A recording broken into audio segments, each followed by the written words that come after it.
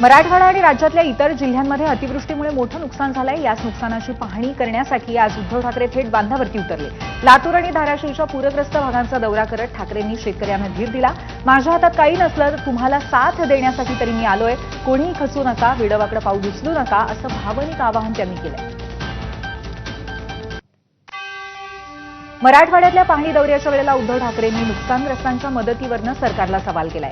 पंचांग पाहून मदत देणार का, असा थेट सवाल उद्धव ठाकरेंनी सरकारला केला। यावेळी ठाकरेंनी हेक्टरी 50,000 रुपये मदतीची मागणी पुढे रेटली।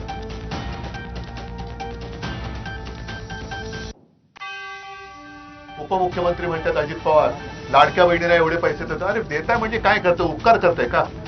आणि तेवढे जर का तुम्ही पैसे देताय तर आताच्या घडीला ते पैसे पुरेसे आहेत का एका कुटुंबाला?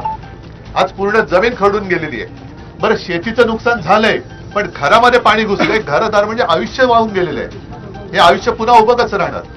आणि मी तर ठरवलेलं आहे की या सरकारकडे संपूर्ण सरसकट कर्जमुक्ती करून घ्यायचीच, सरकारकडनं करून घ्यायचीच। आणि त्याच्यासाठी आजच मी सरकारला सांगतोय, जर रस्त्यावर उतरण्याची वेळ आमच्यावरती येऊ देऊ नका, पण जर वेळ आणलीत तर मी स्वतः तुमच्या मराठवाड्यातल्या शेतकऱ्यांसोबत कर्जमुक्तीसाठी रस्त्यावरती उतरल्याखेरीज राहणार नाही।